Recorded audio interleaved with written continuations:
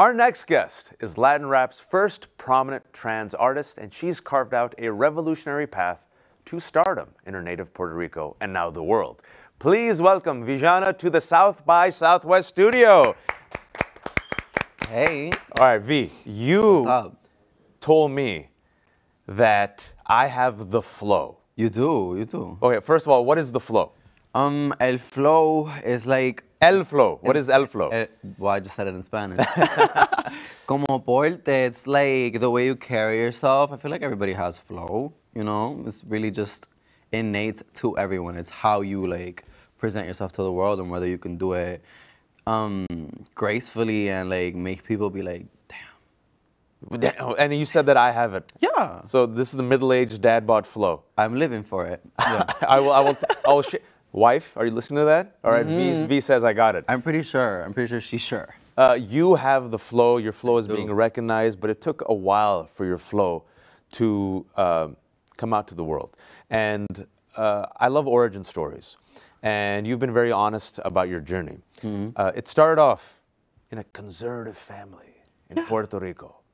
So tell me about how the flow was starting off as a young V. It's very difficult to be like, you know, to be a queer person, I guess. But before I had like the elements or the knowledge to call myself a queer person, I was just a little troublemaker. And my mom had a very hard time with me because she tried to like, I guess change me, or not like in a negative way. I would say like, I'm always like very, I don't know, I think it wasn't like a malicious intent to like not have me be me.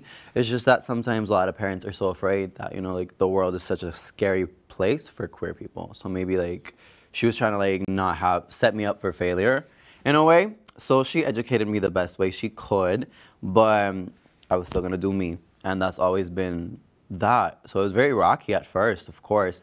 And when I say conservative, I don't mean like super like ultra conservative. It's just like my mom was raised Catholic, and that's how she tried to raise me and her whole family. And there were just some certain values and things that just obviously don't align with my identity and Christianity. And that was that, you know, she just didn't want me to like walk down that path before understanding it. And I feel like that's a very universal feeling for a lot of like queer, like parents of queer people. A sense of protection. I guess. Fear. Not to say, I mean, because there are a lot of like malicious ass parents who like just should have never had kids in the first place, and then sadly got a queer kid and just like further traumatized them. But sometimes I think that it doesn't really necessarily come from like a space of hate. Sometimes it's just concern, you know, because like the world can be like so cruel to us. And that cruelty and that discovery and that difficulty led to you leaving at the age of 17. Yeah. You left home. You know, I would say I left home, but I really had no option. Como que I just had to, and that was also very obvious. And yes, you know, this happens like every day all over the world. Like queer kids just like, we get thrown out by our families and like disowned. It's just like the origin story of me and so many other like people that you probably know that are queer or are in the community. So yeah, I had to do that. And you had to survive. I did. And for those who don't know, there's so much misinformation about the transgender community. But in order to survive, many of these kids who are queer or transgender, they have to turn to sex work. And that's something you've talked about, how you had to do that to survive. And how was that experience like in shaping who you are right now? At the beginning, it was very taxing for me. It was emotionally just like, you know, because I was working through my own processes of like undoing all this learning that like these constructs that have been instilled in me by my family and by like my mom's family before her, my father's family before him. So, you know, it's breaking generational like trauma and like ending the cycle. So I did, you know, I worked legal jobs and I worked illegal jobs because I had to survive. And yes, that's a very like harsh reality. A lot of like trans women are just, I don't want to say forced into sex work, but we don't really have a lot of other choices. Like they're not going to hire us in like regular jobs, specifically back in the day. Now I guess there's like more. But it's still tough. Oh, it's, I mean, it's definitely, and sometimes it looks like we're going backwards. It's very scary. It's like, wait, what? You're in Texas right now. You know what's happening in Texas. I do know what's happening in Texas, but I try not to like pay attention first off because this is not like, I'm not an American. I don't consider myself an American, so like, it's really not my business. However, oh, that's very interesting because Puerto Rico. Do you believe Puerto Rico should be its? I gotta ask you this. Do you believe Puerto Rico should have its independence? Yes, Puerto Rico is a colony of the United States. We are sequestered, I would say, very much. So, and I can say that like that's all I've known.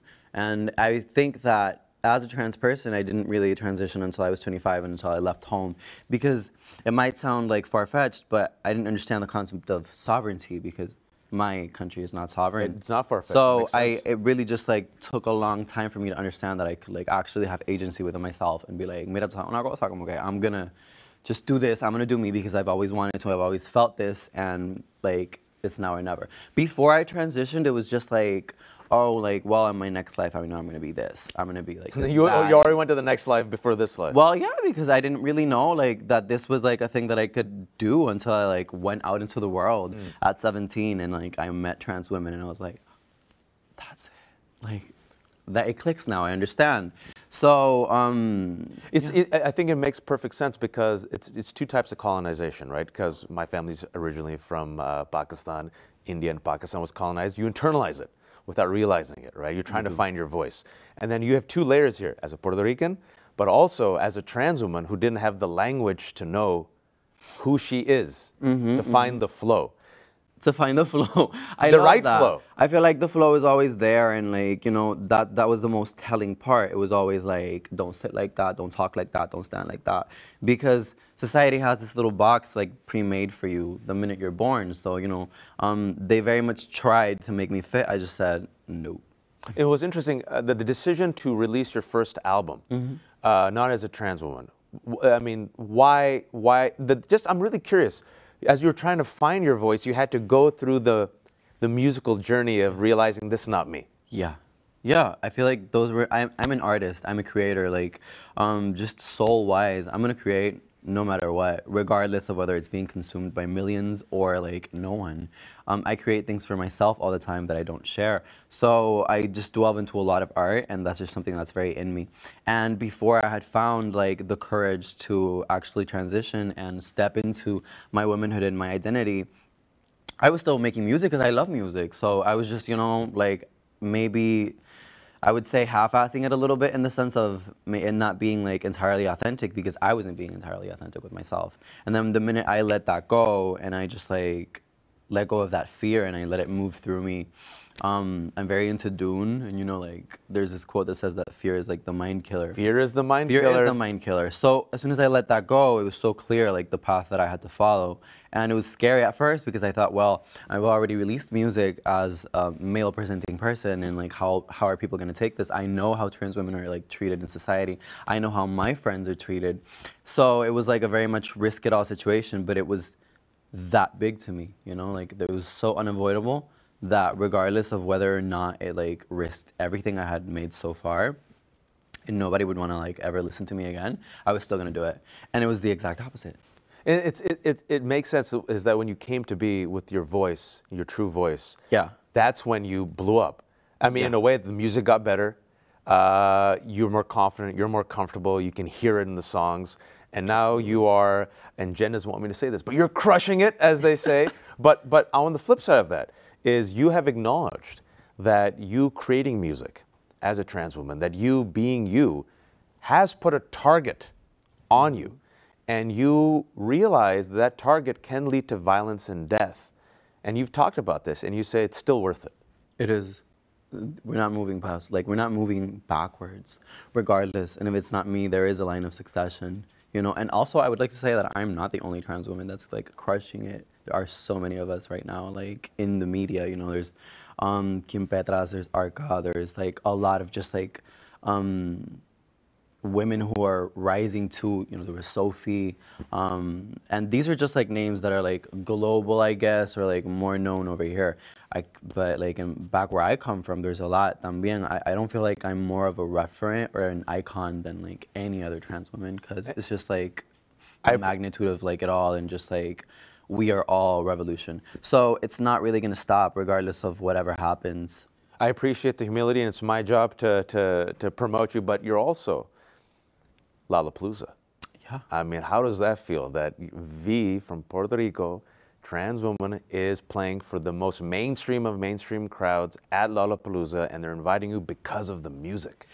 It feels very amazing, but it's also, for me, I'm an Aries, and I'm very also like, very vengeful. Like, I like how you looked at the camera. I when you like said a that. good vengeance, you know. I like a good like. I like a good vengeance. I do, and I like having like that last punch, you know, and just like exiting, and you can't do anything about it. But like we have like a saying in Spanish, es como quedarte mordido, como que pues te quedaste mordido. It's like you couldn't do like anything about it. You just had to sit with it, like you lost, or like taking the L, I guess, is like what I can like compare it to over here. So it feels very wonderful because for the longest time, reggaeton, which is like a very, very like condemned genre from its beginning, it's been like very, very much criminalized. It all of a sudden became like, there were a lot of Puritans in it and a lot of like, no, you can't do that. Like you're entirely like damaging the genre and like throwing it in the trash can. Because you have like, salsa, reggaeton, you got rap in yours, it's fused. And at the end, it's just misogyny. Like whether or not I was like a rap or reggaeton artist, I could have been doing salsa. They would have said the same thing. Like there is no space for you because it's you. Because it's you, and you cannot be here. So the fact that the urban movement or reggaeton has become like one of the most mainstream genres in the world, and that I inserted myself into it. And I always say this, like we did insert ourselves into it. Like nobody gave us like a seat at the table. We pulled up the seat and we sat down. And I feel like there is a we because it's a collective force. It's not like, there are people that consume me and stand for me and ride for me, like hardcore fans. And those are the people that you got V stands. help. Oh. Yes, and they are a menace. So those are the people that really like are helping change the narrative, and the ones that also like just cemented me. And then like when I started releasing reggaeton that was just like inevitably exquisite and so tied to like the basics of it, reggaeton is culture in Puerto Rico, So when it's that undeniable, you just like you have no choice. Like they're just pissed in their corner, but they can't do anything about it. But I think that's very interesting because growing up, I had the RZA here from Wu-Tang, and we were talking about the toxicity of that type of masculine culture in hip hop, right? And even reggaeton, right? Machismo. And Lil Nas X, and now you and others. I love Lil Nas. Yeah, they're like, no, we love the culture. We love the music, but we love ourselves too. We're gonna insert ourselves whether you like us or not, but there's pushback. It's just that, it's undeniable that we've always been there. It's not like we love the music, it's that like we've loved the music and we've helped create everything, because queer people have been at the forefront of like everything that's pop today, I would say, maybe whether or not they were out is, something that we could like debate over, but queer people have been a part of society in every aspect since forever. So like we've been producing it, we've been, making it for the longest time, and now the problem is we have the spotlight, and that's what cishet people don't like. Because, and why do you think it's so threatening, the fact that you have the spotlight, that you have the microphone? What's the fear, you think, that drives this? It's not for me to say specifically because I don't have that fear, I know what I bring to the table, and I know that my magic is inaccessible to other people. Like, there's a lot of, like, this ties into, like, having to leave home at 17, and that's a story for a lot of us. This ties into, like, having to have done everything in my power to survive and stay alive. So we're very creative creatures because we have to adapt or die.